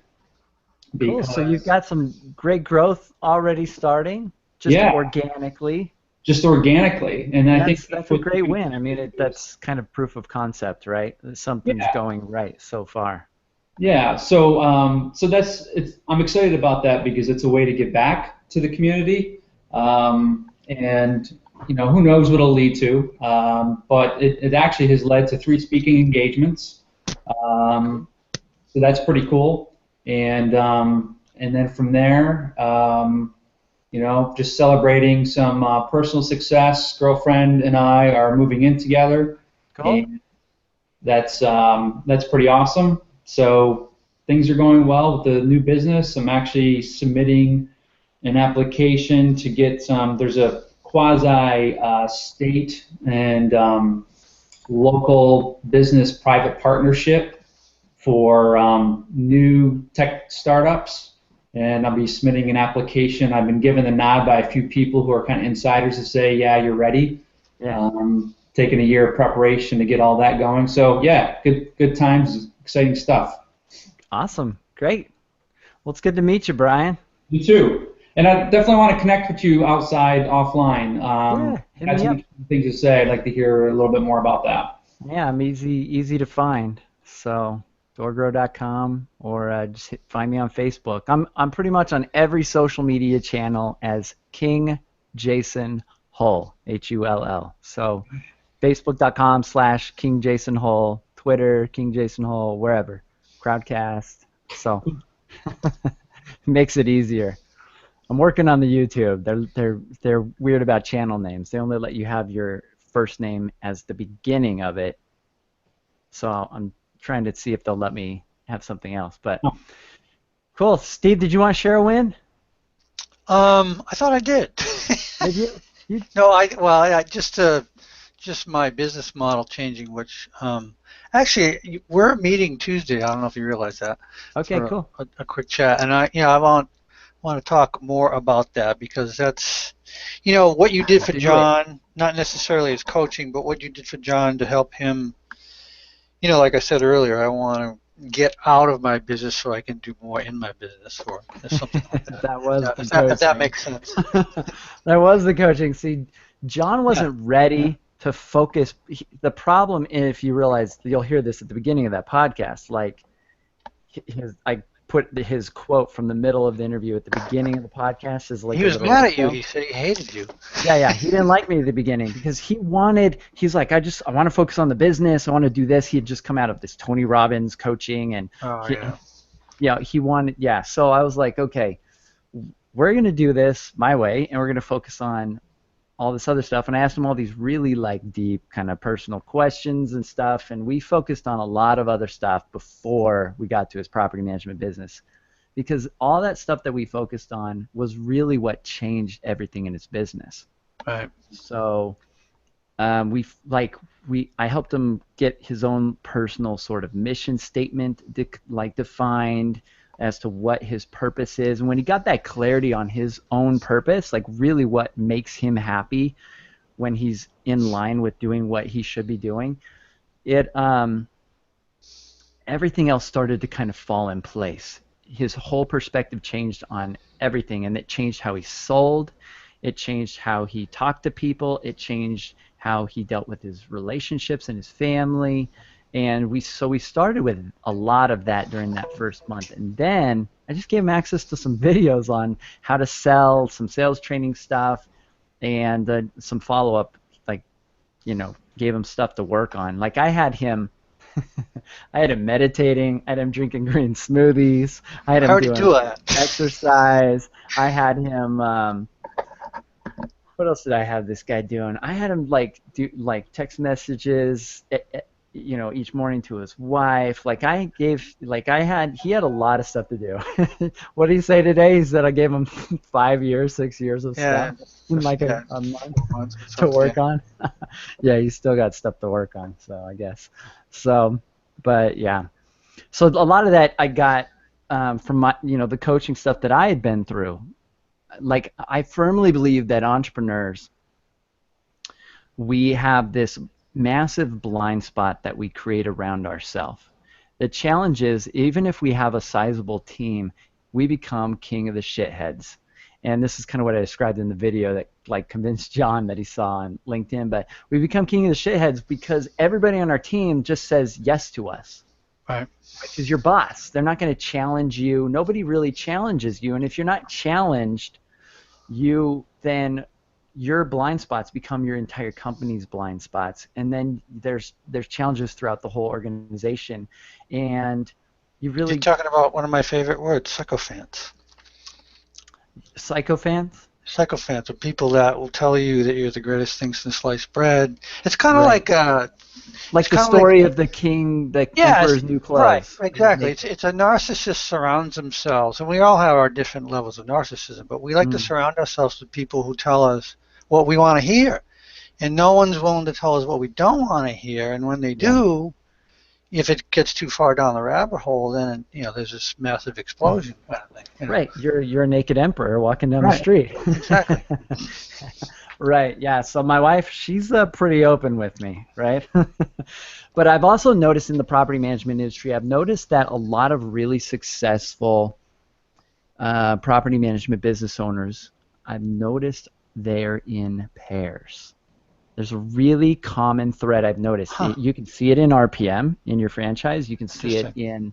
in, like my brother and Kyle. They've done really well. Right. Not this like abnormally well compared to the solopreneurs that get a franchise and get into it, right? Right. The Bachelor brothers, they've done Right. really Yeah, well. that's right. The Kattenberg brothers, they've done really well. Now, running a business with somebody else and your equals, that's can be really ugly and really painful too. It can be really difficult. It's like a marriage, right? If it's Right. good, it's great. And so, but the advantage that they have is that I think that eventually when you have a business partner, you both work yourself into kind of a group think and into a common blind spot, but it takes a lot longer to get there than it does if you're a solopreneur. It happens really quickly, right? Because it's you. But if you have a second person that's challenging your ideas and challenging your thinking. Now, my wife is involved in the business somewhat, right? But she really is taking care of kids, and she just started homeschooling, and she gets involved in, before that she was PTA president. Like, she gets really involved in stuff. She's not really focused on the business. That's my area. And I've worked myself into where I just felt really stuck. And it's happened several times where I felt really stuck. I'm like, this is not working. This is not sustainable. I'm burning the candle at both ends. I don't like my clients. I was at this point, I remember, where I didn't like my clients. I realized I didn't like my team, things like this. And so I started changing everything. I got clear on my why and my purpose and what I wanted. And then I fired like half my team, and I kept the ones that I thought were aligned with my values. And so I went through this whole process. But some of my biggest changes came as a result of either trainings from like courses, things like this that had to do with sales or mindset or different things that I struggled with, or getting coaches. So like I went through Garrett J. White's program at Wake Up Warrior. I worked with Satema Gali Jr. He was a former Patriot NFL champion. Right. I worked with him. And a lot of the conversations and a lot of things that I learned, they weren't focused like just on business. I think the problem is that as business owners, the problem's never that we're focused too little on business. It's everything else that's causing us not to be winning the way we want to in business. It's everything else. It's your body, it's your spirituality, and your purpose. I was listening to Grant Cardone this morning, live on Facebook, and he was talking about how he feels like the whole market's going to collapse, things are going to get ugly, saying cash out of your stock, cash out of everything, don't buy real estate. And he was talking about, and people are like, what should you invest in? And he says, you should be investing in yourself. Now, obviously, he has an incentive because he sells a lot of info products and books and stuff like that. But he's saying you need to invest in yourself. And he talked a lot, mostly almost, it sounded like fitness. Like you need to invest in yourself because you don't have time to be down. You don't have time for your back to be out or your knee to be hurting or you to not be able to think clearly. Especially if the market gets ugly, you need to have invested in yourself and be able to think clearly, have ideas, know what to do, be physically able to do stuff. So that's a good point. I mean, I've always felt that way. I mean, we've kind of become a society of victims, and where it's promoted on us all the time, and it's really, I mean, it's, not to get political, but the current administration is really, it's a progressive idea to make everybody dependent, and they always vote for you. It's as simple as that. Sure. So now we have this whole society of people that are led to believe that they're victims rather than saying, hey, you need to be self-reliant. You got to get, you got to, if you're going to rely on the government for the rest of your life as opposed to yourself, you're in big trouble.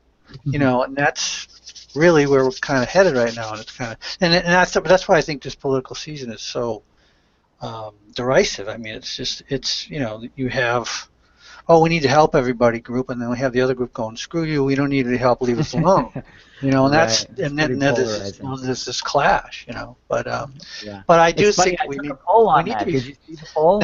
No. I took a poll in the Door Grow Club. I put out a poll and I said, I think the question was who would have friendlier policy towards property managers versus renters, and almost everybody voted Trump.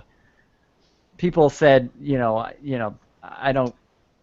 Some people had their disclaimer, but they still said they think, Trump would be more supportive towards, the agenda of property managers. So, I sort of agree with that because I live in California, and California is, in Massachusetts, where I'm originally from.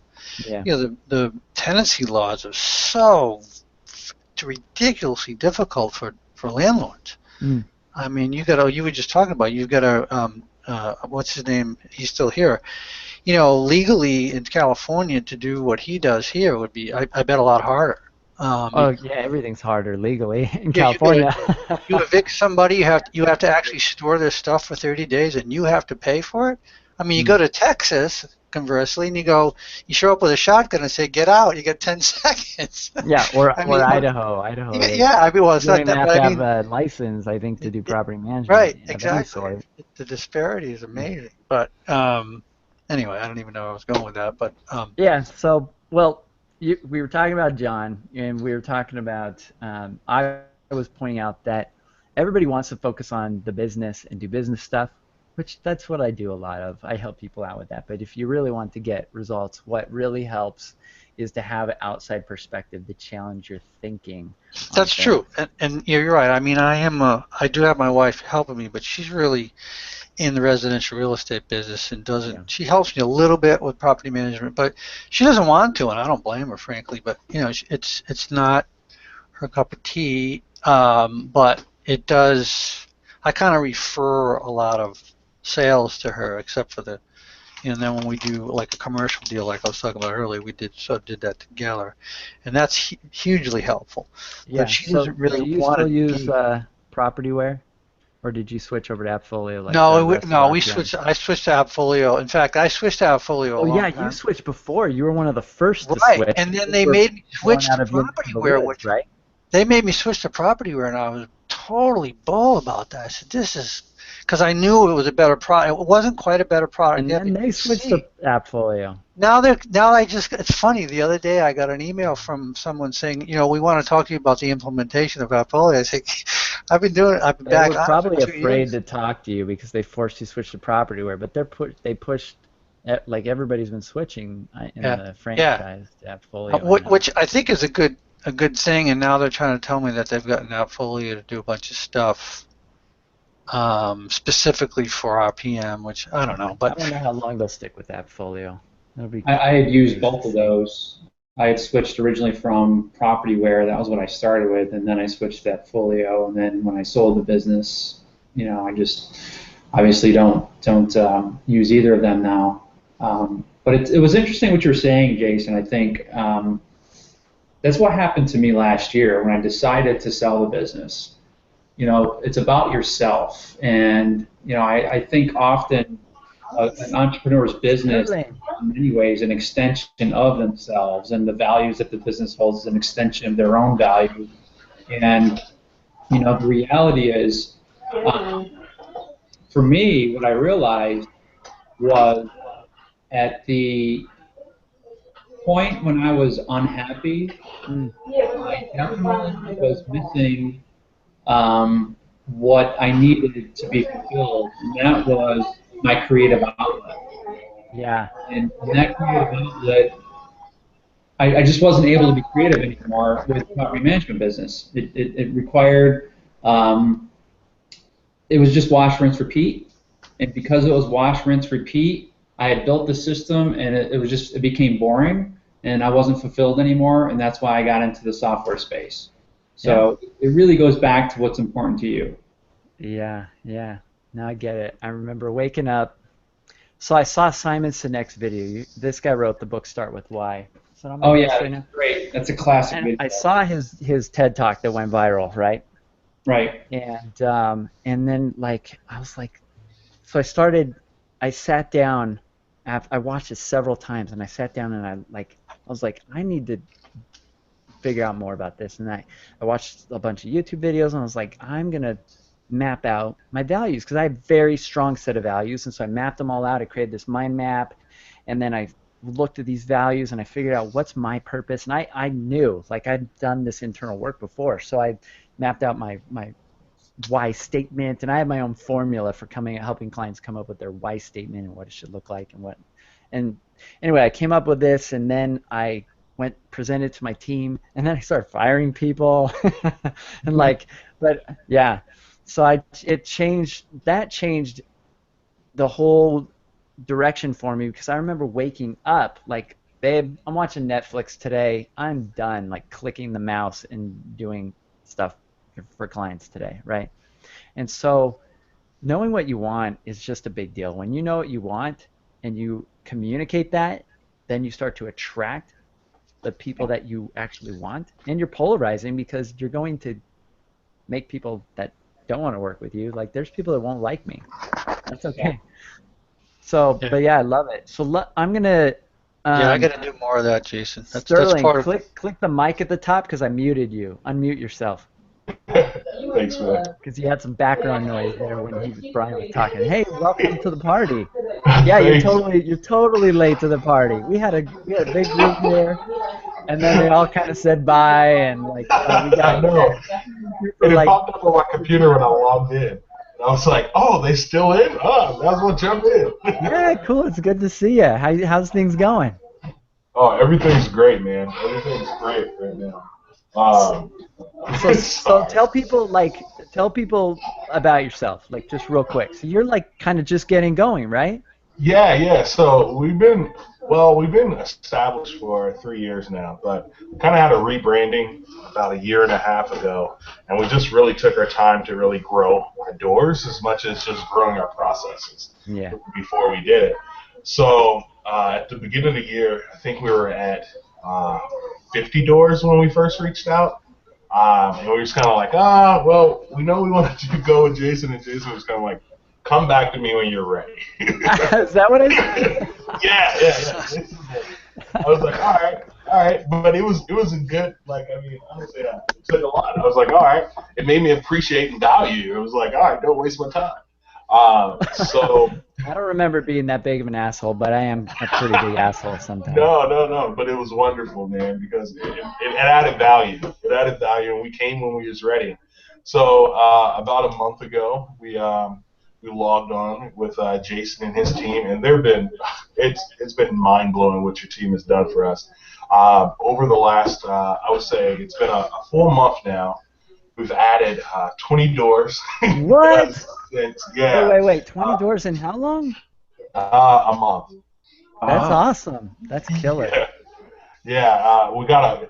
I mean, everybody's telling me that our website is it's like, oh my God, your website is dope. Everything's streamlined. And now the problem is like, how can we get should we hire people? What should we do? Like, Oh my we're gosh, growing you at a gotta crazy watch rate. you gotta like watch the video just of what happened before. Like I'll put the link out on the Okay. Door Grow, because this is like recording it to YouTube or something, I think. So that's in there. But yeah, you gotta hear John, because John Westrom came in here. Yeah. Probably like I talked about when I sold you on the seed package stuff that we did for you, but he was talking about his results, and it's just crazy. It's crazy to hear. But he's in the same boat as you. He's like, I've got so many doors, I don't even know. Like, I'm trying to figure out fulfillment, and I'm Yeah, we worried gotta that get I'm more not gonna. efficient. Like, so I logged on with Ray, and we're doing property mailed. Oh, that's cool. And unload Here my too. maintenance, and that's been huge. I mean, honestly, my tenants, and you talk about the cycle of suck, and Yeah. cycle of suck for us is maintenance, because that's something that we don't make money off of, so it's often neglected. So it's been neglected. People are always complaining about it. So within the last couple of days our response is like, oh my God, thank you so much for your responsiveness. Thank you so much for just what you've done. And I'm like, well, all I've done is unload it. We need to use you as a guinea pig, because I think you're one of the first seed package people, so that's signed on with Property Mill, and so you have Gather Kudos going. And Yep. Ray and I we've been talking about how can we like kind of connect these two, so that after maintenance happens, they're pushed the Gather Kudos link or something like that happens. So Oh yeah, I mean, keep on them about that, because I think if we could connect those two, you're gonna get all these reviews coming in, I and think you're just gonna so. be killing it every time you Well, do because a good I job on forwarded him maintenance. all the testimonials that we've got, just from people like, thank you so much for just being on top of this. And I mean, honestly, before we did it, we were really hurting in that area. Like, I mean, that was something that we would get it done, but the attention wasn't there. So I definitely think that's a big thing with our Gather Kudos, to try to link those two. Killer. That's awesome. That's great. I'm glad you're doing so well. That's Hey, awesome. Sterling, Yeah, where are you at, Sterling? I'm in Indianapolis. Oh, cool. All right. Cool. And your Yep, company's so- called Ethosity? Yep, Ethosity Property Management Group. So it's been great, and I mean, I was laughing today because I just did the same sales language, Yeah. and I was Wait, you I was just like, watched that yeah. video today? Well, no, I've been watching it for like the last week that it's been uploaded for me, Yeah. and I've been like, How many times have you watched it? I watched it at least like 3 or 4 times just driving in my car now, and I'm just saying it back and forth in a conversation at a sales presentation, and I was like, oh, here goes the opportunity. A, not B. A, not B. Yeah. I mean, A plus B. Yeah. You're focusing on A, but you should be focusing on B. Yeah. And it was huge, man, because a lot of people was focusing on our price or something like that, and I mean, you have been a big addition to our growth. So I thank you for it. Did you say addition or addiction? He said addiction. I heard that. Addition. I think that was a Freudian slip. You're addicted to my stuff, right? Yeah. That's awesome. No, so really thank you. Yeah, man. I didn't intend for this to be a testimonial fest, but but that's your celebration, right? We've been sharing our celebrations. Yeah, definitely. I mean, I'm we're in the business to add doors, and this month we've been the best month since we've been established. So thanks. Yeah, man. Thanks for sharing. That's Congrats. awesome. I know how hard it is to grow, especially like 20 doors in a month. That's pretty good. That's fabulous. Yeah. Yeah. That's killer. Really Well, especially when you had 60 doors and then you add that, you're like, holy crap. Well, Sterling, what's great about that is I'm in Santa Barbara, California, and I'm looking at a partner of mine. We're thinking about joining, but we're looking at buying another company. And we're seriously weighing the cost of that as opposed to just, growing our own doors organically, like you just did. And and I'm hearing these numbers like, wow, 20 in a month. If we could do that over a year, I mean, we could grow really fast. Here's what's funny is what's really similar. So John Westrom, if you heard on my interview, like we set this goal when he was a coaching client, and his goal was to get 20 doors for 90 days. This was a 90-day challenge goal. It was like, I said, pick something so big, it's scary, but it sounds like it'll be possible with my help.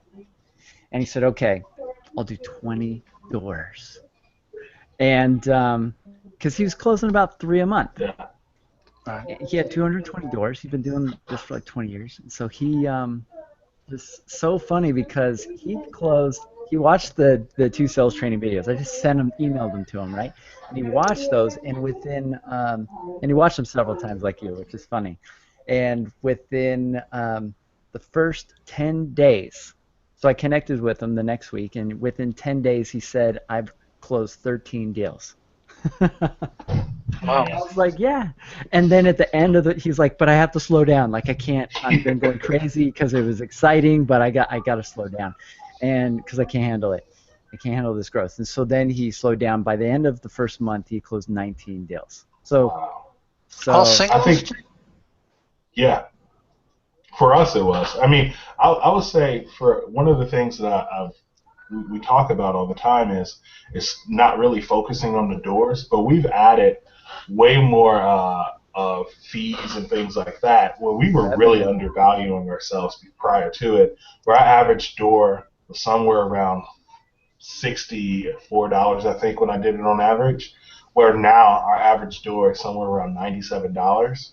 Yeah. So you've per increased month. your revenue.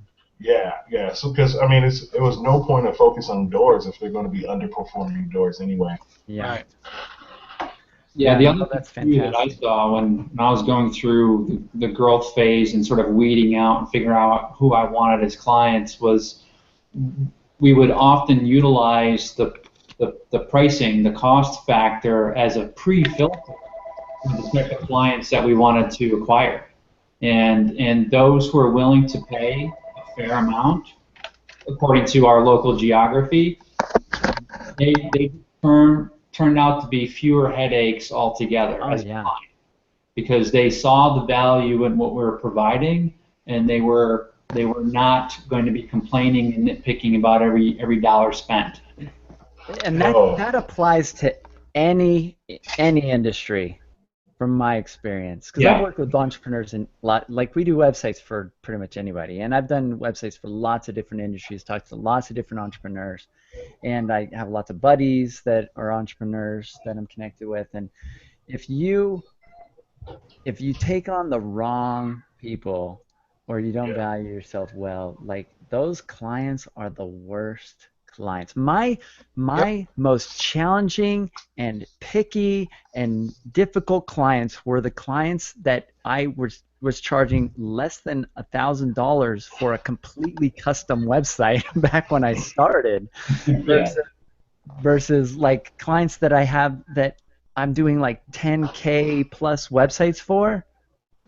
They like trust us and they don't micromanage us, and it's just they hired us to be the expert instead of small-minded people have a small mindset, and their mindset is I need to control everyone around me to get the best result, and they always ended up with a worse outcome than if they would just let us do everything and trust us. And so it's funny, the more involved the client is on a website project or on anything in trying to tell us how to do things or what they want, the worse their result is. Absolutely. Which is just ironic. But I took on a client. He was getting ready to go. He shipped overseas to Qatar in the military, and I told him at the outset, the day we signed the contract, I said, here's how we operate. You're at arm's length. We're going to take care of everything. You fund your account for maintenance items. We take care of anything that is required on the property, and then the following month's rent will reimburse whatever we spend in the escrow. And within 2 weeks of us signing the contract and us doing the repair and turnover work required to get it ready for rent, he got his sister involved. And she came up. She was a real estate agent. He happened to be an expert in everything. So I basically told my clients, like, look, we're done. I can't micromanage everything the way that your sister wants things to be done. And in the end, it's going to cost you more money than what it is if you just let us do our job. Yeah, and you have to have the confidence to say that to clients. Yeah. And we can always, and I think you made this point before, Jason, was you got to almost write it down what you're willing to stand for, because as salespeople, we can always rationalize why we can make this work. Yep. That's the I truth. need this. How can I? Yeah. Yeah, that's my problem right now, Jason. Is my two biggest owners, or they make up almost 75% of my portfolio right now, and they are those people. And they're super micromanaging. They're on me all the time, and it's like, you hired me to do a job. Let me do it. You're smothering me here, And I would love to get out from under them and just say, you know what, guys, thanks a lot, but I don't need you anymore. But unfortunately, right now, like Sterling just said, I do need them right now because they're the bulk of my income. So it's a catch-22. Forgive me, Brad. I was in that. Policy is RPM. So who is just Steve? Oh, Steve. Okay. Like going by Steve or Steven? Either one. My mother calls me Steven, but that's when she's mad at me. So. Okay. I don't know if I can spell your name. I'm going to try it here in the comments. Oh, very good. Oh, almost. You got one letter off, but that's okay. Okay. D-O-W-N-A-R or W-I-C-Z. Oh, okay. But it's pronounced like a V, so I can see why you did that. Got it. Yeah. Okay. Like the window viper. Yeah. Well, the V's and the W's are pronounced opposite. So. Right. Okay. Yeah. So Donarovich. Is that how you say it? It should be Dovnarovich. Dovnarovich. Ha. Right. But you go by Donarovich? Yeah, because it was anglicized with my dad. My dad came here when he was 14. Yeah. They changed it for him, I always thought your last name was fun to say. Down the road a bit. That's how people remember. I had a maitre d' who was a memory expert, and he says, "Your name's easy." I said, "Really?" He says, "Yeah, down the road a bit." Yeah, down the road a bit. Donarovich. Yeah. I could think of a different phrase, but I probably shouldn't say it out loud. Down the road, B. So. Yeah, that's it. Like a really mean way to give directions to a female. Yeah. But that's cool. I mean, Sterling made an excellent point. I want to get back to the model where it's because when you grow organically, you get to pick your poison essentially. Whereas I take on these big clients. One was 26 doors, 18 doors, 24 doors, 8 doors, all at once, and they were occupied, so they had tenants in them that probably half of them I would have never rented to in the first place because there were a lot of not great single tenants family? in there. These were multifamily. That's right. Whereas it's funny. It's when funny you take on your own, you can, when I take on an empty building, even if it's a multifamily, if I fill it, I feel much better about it when I'm done because I did the screening, So. Well, to make it's funny. I'm in the similar boat. Like I'm growing and I have these great things, but I have two multifamily. One's 24 unit, and another is 12, and it's given my team and myself hell. And we're like, should we dump this? Should we not dump it? And they're more work. They're definitely more work. Yeah, and that's where we're in a mix of like, man, I really don't want to dump it because it is revenue, but Yeah, I've had clients where they had like one investment outfit that gave them like hundreds of doors. Right. And it's hard to say no, right? It's really, that's what happened to me. I had a huge client and I couldn't say no. Yeah, and then maybe you were telling me this. I don't know, but I've heard so many stories. But then what happened is they took that in-house. So they're like, we'll just start doing the property management in-house, and they took that away.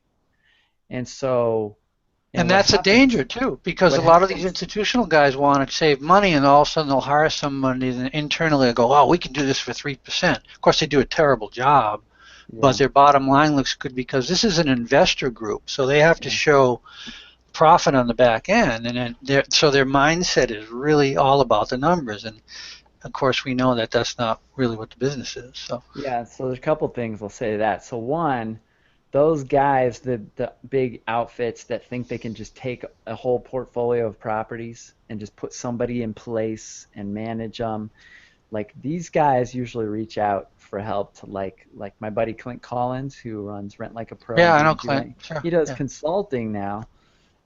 And these companies like hire him to come in because they try it and they're failing miserably and they don't realize how difficult it is, and then they bring him in and he replaces the staff and like Right. sets up processes and like changes everything and gets it working and runs it for a while because they have no clue. They think they can just hire like one key person and it'll all Well, just happen. well, you know what the bottom line with my guys is, Jason? They look at the tenant like they're a commodity, not Yeah, a human being, you and they should. just treat them like absolute crap. And of Right. course, when they, and that gets reflected back on me because when Yeah. they, they'll come into the property, they do work, they do leasehold improvements. They come too early. The workers are rude to the tenants. They don't think about any of that, and then who has to field all that anger? Me, and it's Yeah. like, wow, this really sucks, Yeah. So And that's but they don't think very much of their tenants, and really they're their customers. Ultimately, that's your customer, is your tenant. If your tenant's Yeah, happy, everyone else is happy. tricky thing in this business, isn't it? Is as a property manager, you have two customers. You actually have the tenant, and you also have the owner of the property. And Right. Well, and if it's not done well, you're between a rock and a hard place. yeah, and really though, I think it's the tenant, because if the tenant's happy, they'll pay their rent, and now the owner's happy. So really, Yeah, ultimately, I think that the top of the food chain is the tenants themselves, and you need to sure. treat them right. Otherwise, you're going to have nothing but problems. Yeah, yeah, you gotta take good care of them. So yeah, that's good stuff. The other challenge though is when you take on a big client like that, uh, usually people when they get a boost to their revenue, they increase their expenses in their business, right? Oh, well now we can afford this car payment, or now we can add this, or now I can do this, and we add stuff. And so the challenge is that can go away really quickly, and that becomes really painful for property managers. All of a sudden, you had this extra pool of income, and then boom, it's gone. Oh crap, lay people off. We need to cut this out. We need to scale down, whatever. And so it becomes painful to kind of manage that. A really great book is Profit First. You heard of this book, Steve? No, no, not that You one. heard of this book, Sterling? All right, I got to put this book in the Seed membership site for the UC package Who guys. wrote it? Um, I don't know. Easy if I Google it. The book's like sitting right Yeah, over there on my shelf. And Google's faster than your memory, for yeah, sure. yeah, Profit First. This guy's taken the accounting universe by storm. So the basic principle is so simple, right? So normally, how's profit calculated? Well, It's you Mike subtract Mike expenses. Michaelovich. He's probably related to you, Yeah, Steve. there you go. You got your cash flow, you minus expenses, you get your profit, right? Yeah, so you've got revenue, sales, whatever, and you take out costs, right? Right. Expenses, and then you have profit, right? So Right. profits last. The problem is psychologically is that profit never ends up existing. It doesn't happen because we are hardwired as human beings psychologically to eat everything on our plate. We don't just leave stuff left over waiting there sitting around. Sure. And so businesses run off of that, and he calls it like Frankenstein accounting because it works so nasty and ugly in the way it's put together, and so it's a monster. And every entrepreneur has experienced this, that it feels like no matter how, you never get ahead because your That's expenses are that's always growing. government accounting. No matter how much money you got in the plate, you're going to spend more. Yeah, And so if there's any left, they'll find a way to spend it anyway. so Yeah, because I next just year. so I hired a profit first coach. She was actually my accountant. I found out she did this. I was like, I need this. She's like, I do this. I'm a profit first coach. I was like, okay.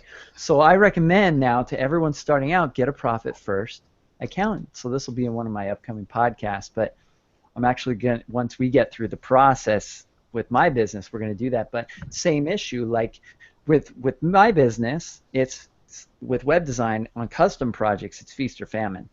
With the residual income from like hosting and support, it's a lot like the property management model. And so, but I still have big flux from feast or famine, depending on how heavy I focus on sales or don't, or if a sales slump happens, or if it's the time of the year like property managers aren't doing stuff because they're so busy.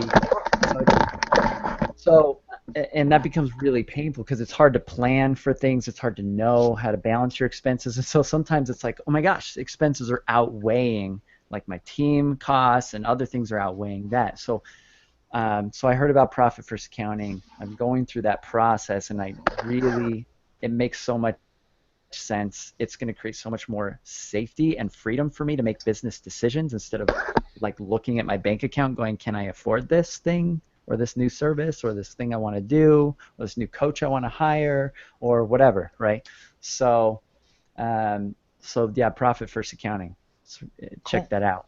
So the cycle of suck idea I kind of got from I didn't get it from him. I came up with this on my own, but the cycle of suck, well, I also came up with it from one of my clients, Travis Cassell. He's in Atlanta, and he explained to me this cycle of suck thing, like don't take on the bad clients.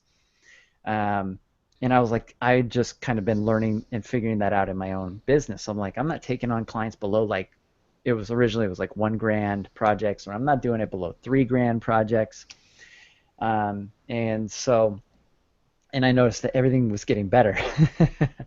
And I had a conversation with him, and he was like, well, I saw this in my business, and he went from like lots and lots of doors to scaling his business down to being much smaller but much more profitable and being very picky about the doors because he had a heart attack. Oh, wow. And he was like, I need to change things. This is not how I want my life to be, you know. So he shifted things a lot. And so he explained to me all the problems he noticed. And I was like, so my brain put this together. I was like, this is the cycle of suck. So he kind of inspired that. So, but another client of mine pointed out this Michael dude that wrote the Profit First book had this great book called The Pumpkin Plan. And he talks about, and so I have that book too, but the Pumpkin Plan, he talks about this, how he figured out from a pumpkin farmer, he put two and two together, this principle, because in a pumpkin farmer, in a pumpkin patch, you have to, in order to have prize-winning, giant, amazing pumpkins, you have to get rid of all the old, moldy, and struggling, and not so great pumpkins. You have to get them out of the patch so they're not using up resources, Right. so that your business can grow, which is very much the cycle of suck. And he pointed this out to me, and I was like, that's great. That's like, there's a book about what I've been telling people about. So, yeah, he comes up with some great stuff. He has another book called The Toilet Paper Entrepreneur. It's all about like bootstrapping a company with very little expenses.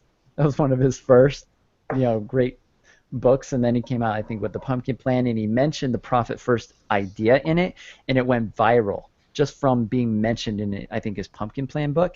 And then he did a whole book on it, and now there's Profit First certified coaches and Profit First accountants, and it's pretty awesome. And I've heard I'm kicking myself because I got away from my original business plan, which was, I was trying to stay at the upper end of my market with, like you said, John's charging more than anybody else in his market. I was kind of there. And you can, and in my market, as you know, there's a whole niche for that. I mean, I could really focus. In fact, I thought about at one point only focusing on rentals that were like $5,000 a month and up. That was going to be my niche market. Sterling's laughing. Yeah, Santa Barbara is a nice area. Sterling, my average right now, even with multi-levels, is about $2,000 a month. But yeah. Well, no, I it's laugh because I literally we're in the process of doing that. We're just like, hey no, man, and it can, I'm not denigrating. I mean, you can do this in any market because it puts you, you can yeah, put yourself in the stratosphere, but you have to have the offering as well. And I got away from that. I was foolish. I let these big guys come to town, offer me less money, and I fell for the big number because it was a lot of units. And I would love to sort of wean those out of my business and back to my original well, plan. I think the biggest thing, like I was originally a salesperson before I got into this, so I was just as a salesperson, it's easy to confuse activity with achievement, and Right. it's like, oh man, I'm closing deals, I'm closing deals. Like, how many deals did you close? Oh man, I closed 20 deals, and it's like, but is it profitable? And Yeah. that's the difference between a Yeah. business person and a salesperson, right? It's like, is it really working for you and it's going to make you money? As a salesperson, it didn't matter. I was getting a check and I was selling. No, you're absolutely right. Because what happened to me is, I'm sure if I did the math on it, my hourly wage has dropped significantly. I work a Really? lot more hours, so I got more money coming in. But I'm working 7 days a week, which at my age, I'm over that. And I mean, it's just not a good plan. It's not a good Yeah, model. I think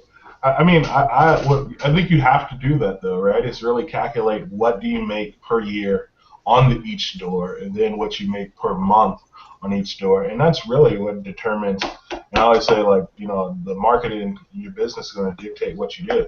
Yeah, Yeah. yeah. Well, and conversely, my expenses are commensurately higher. Maybe not quite as high, but I mean, it costs a lot of Yeah. money to do business in this town too. Oh, So, Oh, sure. absolutely. it As you balances can out. see me High living in cost my of living, living. sitting in my living room.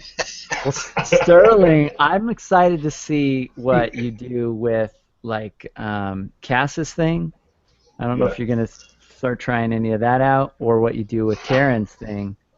Those bonuses that are in the seed membership site. But it'll be interesting to see where you're at the end of the 6 months. Yeah, no, I'm Because we're excited, gonna man. do an interview, and you're gonna be talking about some numbers, and it's gonna be really cool. So Oh man, and he spoke to, like, should you buy or into and stuff like that. It's been crazy. I did mm, the real estate prospecting one, and I ended up having my wife do it too. I was like, hey, you're going to jump on the next one and watch it, because she does all the marketing and stuff. And oh my, the event I did on the FRBOs. yep, Yeah, yep. that was pretty Uh, good. I was surprised. I didn't know how that would turn out, but it yep. turned out pretty good. And even we started networking with our local Cyria, which is a investor network, and Mm, it's really helped us. And wasn't a lot of just property managers. There was a lot of people that did property management, maintenance, and real estate, but it wasn't right. somebody that solely did property management. Mm-hmm. And I think that's a lot in my market right now. Like, just because we solely focus and our goals are aligned with people, they're like, oh yeah, I'll go with you. The Or the guy riches that are in does the everything. niches, Grant Yeah. Cardone says. Yeah. I make a lot easier money.